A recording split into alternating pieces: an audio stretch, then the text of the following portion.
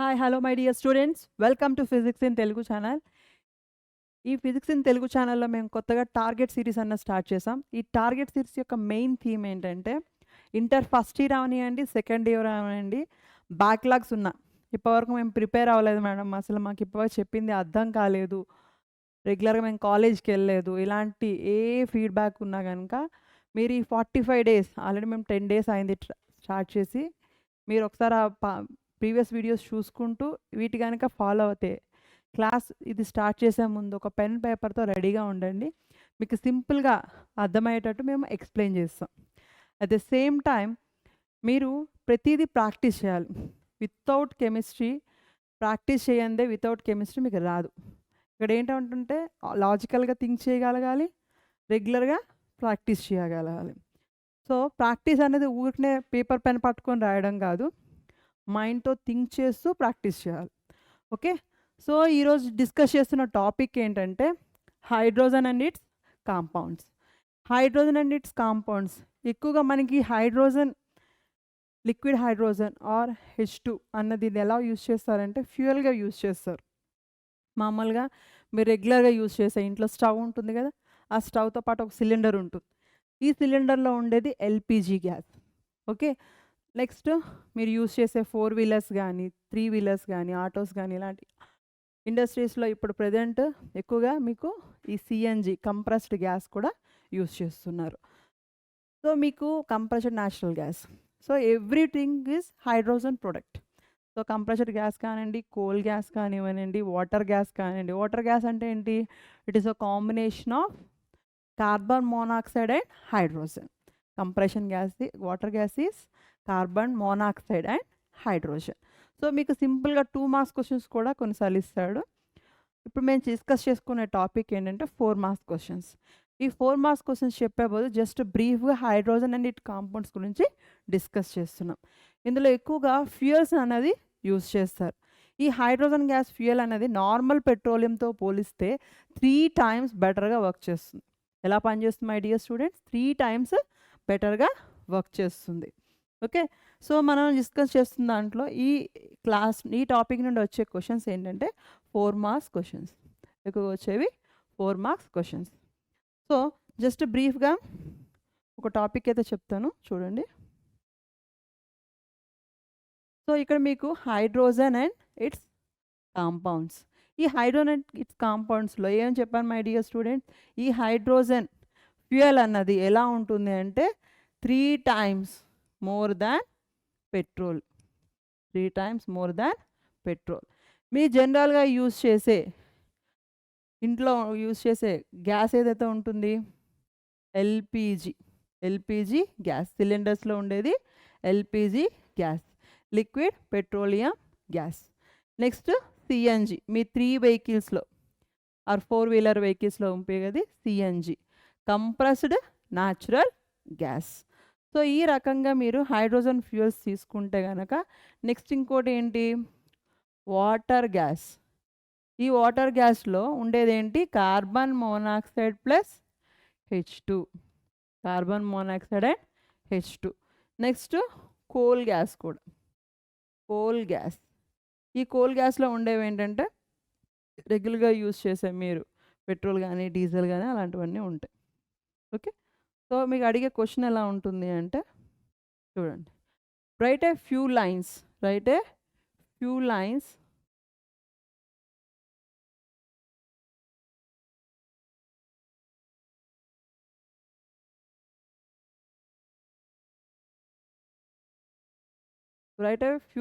About utility of hydrogen as a fuel. So ఇక్కడ ఏం చేస్తున్నారు? మన రాకెట్ ఫ్యూయల్గా ఎక్కువగా దీన్ని యూజ్ చేస్తాం. ఈ హైడ్రోజన్ గ్యాస్ని ఎలా యూజ్ చేస్తాం మై డియర్ స్టూడెంట్స్? రాకెట్ ఫ్యూయల్గా యూజ్ చేస్తాం. Next, hydrogen is used in the fuel cells for the generation electricity. మామూలుగా మనం ఎలక్ట్రోకెమిస్ట్రీలో ఏం చెప్తాం my dear students? Galvanic cell తీసుకుంటే కనుక సో కెమికల్ ఎనర్జీ అన్నది ఎలక్ట్రికల్ ఎనర్జీ కింద కన్వర్ట్ అవుతుంది. సో ఇక్కడ కూడా ఏంటంటే hydrogen fuel cells used as generating electricity. ఏ రకంగా అవుతుంది my dear students? The chemical energy converted as electrical energy. Okay, next one, the energy released by the combustion of dinitrogen and 3 times more than the petrol. Already చెప్పాను కదా మీకు, ఈ hydrogen fuel ద్వారా use చేసే combustion ద్వారా అంటే మన heating ద్వారా వచ్చే ఎనర్జీ అంతే రిలీజ్ అవుతుంది అంటే more than 3 times for the petrol. Next 4% of hydrogen used in the CNG చెప్పాను కదా, compressed natural gas running for the 4-wheeler vehicles. Next, hydrogen is used for the gaseous fuels like coal gas and water gas. Coal gas అంటే ఏంటి, మనం రెగ్యులర్గా మీరు petrol products సంబంధించి petrol కానీ diesel కానీ ఇలాంటివన్నీ వస్తాయి. Water gas is nothing but carbon monoxide and H2, carbon monoxide and dihydrogen. Next dihydrogen used as industrial fuels. Industrial fuels అంటే మనం జనరల్గా యూజ్ చేసేవి nothing but coal, Coke, petrol, diesel ఇలాంటివన్నీ ఇండస్ట్రీ ఫ్యూయల్స్ కింద వస్తాయి. Next, explain the terms hard water and soft water. మీరు జనరల్గా మీరు ఇంట్లో యూజ్ చేసేటట్టు అయితే మీరు ఈజీగా పిల్లలకి అర్థమయ్యేటట్టు చెప్పాలనుకున్నా లేక ఎక్స్పెరిమెంట్ వైజ్గా చేసి చెప్పాలన్నా మీరు యూజ్ చేసే వాటర్ ఏదైతే ఉంటుందో అది త్వరగా నొరగొచ్చింది అనుకోండి, it give fastly foam, good lather readily with the soap is nothing but foam. రెడీగా వస్తే ఏమవుతుందని nothing but it is a soft water. అసలు ఎంత సోప్ వేసినా మీకు ఫోమ్ అనేది రాలేదనుకోండి, it is called as hot water. So the water it does not give good lather or foam readily with soap water. ఇది soap water we called as hard water. Okay, next, ఈ hard water అంటే ఏంటి my dear students, calcium magnesium యొక్క carbonates HCO3 minus or CO3 minus 2 bicarbonates and carbonates we called as temporary hardness of water. ఈ temporary hardness of వాటర్ని మనం ఎలా remove చేయొచ్చు my dear students, heating of water or boiling of water. అదే permanent hardness of water అంటే ఏంటి my dear students, calcium magnesium salts of chlorides and sulfates we called as permanent hardness of water. ఈ permanent hardness of water ని ఎలా remove చేయొచ్చు, by using the analytical techniques. So here we discuss one of the analytical technique is Callaghan method is nothing but using sodium hexametaphosphate. Sodium hexa, it is nothing but NaPO3 taken 6 times. 6 means hexa, sodium hexametaphosphate. ఇది కమర్షియల్గా use చేసే క్యాలగాన్ method ప్రాసెస్లో use చేసే chemical. So ఇది add చేయడం వల్ల ఏమవుతుంది my dear students, అప్పటి వరకు హార్డ్ వాటర్ కాస్త మన బీకర్లో ఫర్ ఎగ్జాంపుల్ జస్ట్ ఎక్స్పెరిమెంటల్గా చెప్పేటప్పుడు ఈ క్యాలగాన్ యాడ్ చేస్తే ఏమవుతుంది, the hard water plus Calgon, hard water plus Calgon is becomes soft water. So మీకు ప్రాక్టికల్గా ఎలా ప్రూవ్ అవుతుంది, we add soap it readily give foam, ఇక్కడ ఏమవుతుంది does not give the foam. Okay, so here reaction తీసుకున్నారు, ఇక్కడ the sodium hexametaphosphate is treated with water, we get the sodium metaphosphate is dissociated as 2 sodium ions and Na4P6O18-2. So these 2 sodium ions are replaced the calcium +2 and magnesium +2 in the water. మీకు ఏముంటాయి my dear students, anions ఉంటాయి, cations ఉంటాయి. Cation exchange అయితే cation exchanger అని, anions exchange అయితే anion exchanger అని అంటాం. ఇక్కడ క్యాలగాన్ ఏం చేస్తుంది మై డియర్ స్టూడెంట్స్, క్యాటయాన్స్ని ఎక్స్చేంజ్ చేస్తుంది. So here the Calgon is treated with ions in the present in our water, they exchange the sodium ions. Here the metal is nothing but calcium and magnesium salts. Okay, the next one, write any two oxidizing and reducing properties of hydrogen peroxide. నార్మల్గా ఏదైనా reagent తీసుకున్నారనుకోండి, మీకు only oxidising agent గానో లేక reducing agent గానో పనిచేస్తుంది. But the hydrogen peroxide యొక్క hydrogen peroxide యొక్క speciality ఏంటంటే it act as both oxidizing agent as well as reduction agent, reducing agent, oxidizing agent and reducing agent. So ఇక్కడ తీసుకునేటప్పుడు ఏం చేస్తున్నారు my dear students, they give the 4 type of reactions. First one is the HCl, hydrogen peroxide is oxidize HCl to chloride, HCl to chloride. So he hydrochloric acid, HCl అంటే my dear student hydrochloric యాసిడ్ని ఈ hydrogen peroxide add చేయడం వల్ల ఏమైంది my dear students, it oxidized from HCl to Cl minus is nothing but రెండు Cl minus కలిసి ఏమొస్తుంది my dear students, chlorine. So the hydrogen peroxide is oxidized hydrochloric acid to chlorine. Okay, the next one is this hydrogen peroxide oxidized. Second one is lead sulfide. S అంటే ఏంటి, sulphide. మీకు గుర్తుపెట్టుకోవాలంటే ఎలా గుర్తుపెట్టుకుంటారంటే H2S hydrogen sulphide. మీకు కుళ్ళిన కోడిగుడ్ల వాసన వస్తుంది. ఈ కుళ్ళిన కోడిగుడ్ల వాసన ఎట్లా అంటే మీకు ల్యాబ్లోని మీరు ప్రాక్టికల్ ల్యాబ్ చేసేటప్పుడు క్యాటయాన్కి సపరేట్ చేయడానికి లేదంటే క్యాటయాన్స్ని ఐడెంటిఫై చేయడానికి ఉపయోగిస్తారు. ఈ H2S గ్యాస్ పాస్ చేయడం వల్ల ఏమవుతుంది, ఈ లెడ్ అన్నది ఉంటే కనుక బ్లాక్ ప్రెసిపిటేట్ కింద రెసిడ్యూ అయిపోతుంది. అంటే మీకున్న సాల్ట్స్లో లెడ్ అనేది కన్ఫామ్గా ఉంది అని ఎక్స్ప్లెయిన్ చేస్తాం. అదే సపరేట్ చేయాలనుకుంటే ఏం చేస్తారు, ఎక్కువ H2S పాస్ చేయడం వల్ల ఉన్న లెడ్ అంతా లెడ్ సల్ఫైడ్ కింద ప్రెసిపిటేట్ అయిపోతుంది. So they get the residue, we get the clear solution that is called as centrifuged solution. So ఇదేమవుతుంది, ఈ లెడ్ సల్ఫైడ్ బ్లాక్ కాస్త ఎలా రెడ్యూస్ చేస్తుంది my dear students, oxidising as PbS to PbSO4. ఇలా ఏమవుతుంది, బ్లాక్ది కాస్త బ్లాక్ PPT కాస్త ఏమవుతుంది my dear students, white PPT కింద కన్వర్ట్ అవుతుంది. Okay, so we can identify with you visual colours. So black precipitate is oxidized as white PPT of PbSO4. The next one is H2O2 oxidized Fe+2 to Fe+3. నార్మల్గా ఈ Fe+2 ions అన్నవి ఏ కలర్లో ఉంటాయంటే pale గ్రీన్లో ఉంటాయి, చాలా pale అనమాట. ఇక్కడ లైట్ గ్రీన్ అని కూడా అనము, pale colour.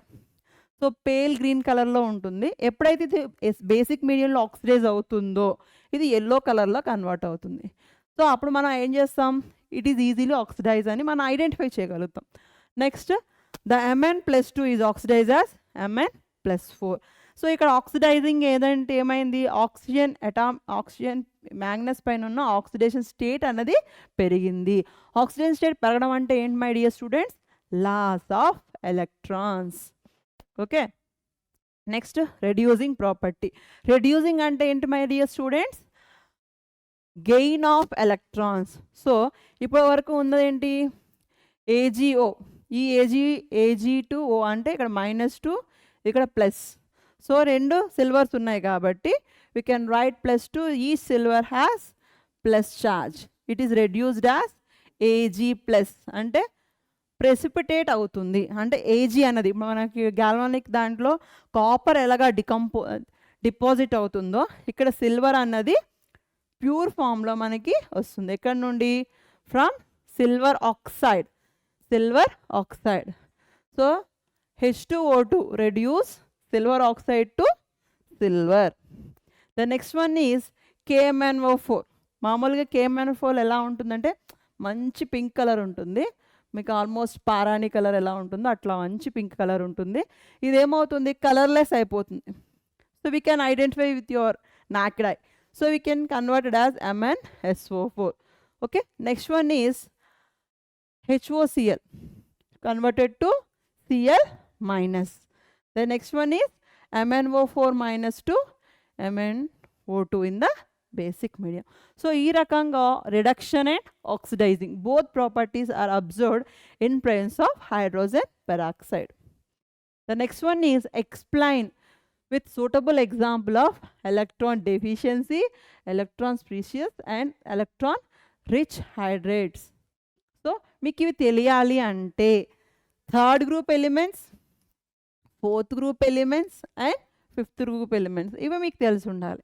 So third group elements ఏంటి my dear students? Boron, aluminium, gallium, indium and thallium. Okay, next one is carbon, silicon, germanium, tin, lead.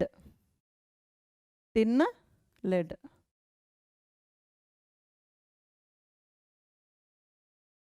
Gallium, indium, germanium, tin, lead. అదే fifth group elements ఏంటి my dear students? Nitrogen, phosphorus, arsenic, antimony, bismuth. So ఈ ఎలిమెంట్స్లో మీకు valency తీసుకుంటే కనుక NS2 NP2 ఉంటుంది.